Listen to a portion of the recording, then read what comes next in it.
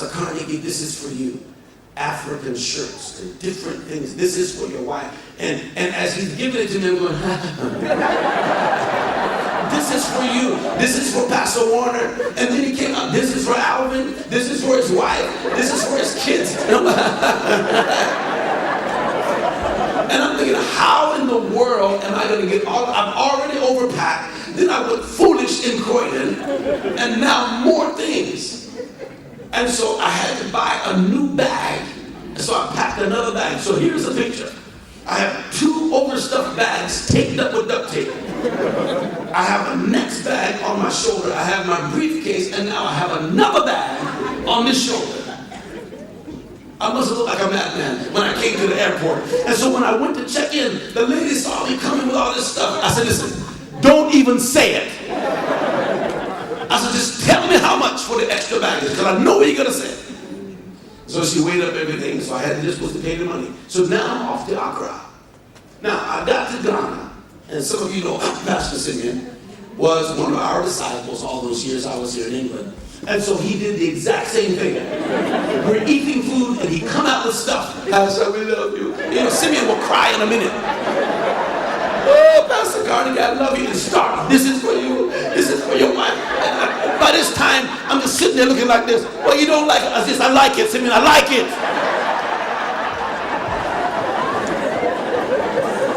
I'm tormented. So when I left Ghana, it was a sight to see. So now I'm on my way. I got this one is overstuffed. This one is overstuffed. They're both on my shoulder. I'm pulling one here with my briefcase in my hand, and I've got to fly back to Nairobi, spend the night, back to London, then to San Francisco, then back home. With all of that weight. When I got to Kenya, my flight arrived at 4 o'clock, and my flight left the next day at 9 in the morning. I had to spend the night. I said, I'm not spending the night at the airport with all these bags. So I went to the little immigration man so that I could just, kind of pass through so that I could go to the hotel and spend the night. And so he said to me I needed a 1-day transit visa. Now, when he said it, I don't know, something just came over me and I was angry. Number one, I didn't want to pay it. But then on top of that, I had so much funny money. I had some pounds, I had some dollars, I had some opera CDs, and I had some money and I didn't know the money, and I was tired, I was confused, and some man said, that'll be $25. And I said, listen, I don't want to buy Kenya. So I said, I just want to spend the night. Well, you need a visa. I said, I don't want a visa. I'm not trying to stay, man. Just want to go to the hotel. And so I was going on. He said, that'll be $25. And then I got angry with him. I said, see you?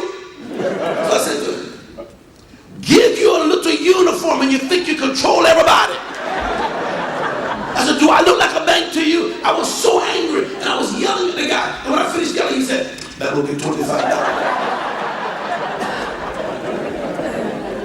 So I paid him his money. And I went out and I got all this stuff. And I was sitting in my taxi. And the Holy Spirit, God had the Holy Spirit come and sit on you. And the Holy Spirit said, look at you. You treat that man like that. You talk to him, you're yelling. And it's not me. I'm not that kind of person. Anybody who knows, I really try to be nice to people. I'm so aware that people think that Americans are rude anyway when they travel. So I'm always trying to be extra nice. And I'm how you good morning. I always talk to people. But something just came on me. And I was sitting in the taxi saying, God, why did I treat the man like that? And the Holy Spirit said to me, like I'm talking to you tonight, said, it's all that baggage.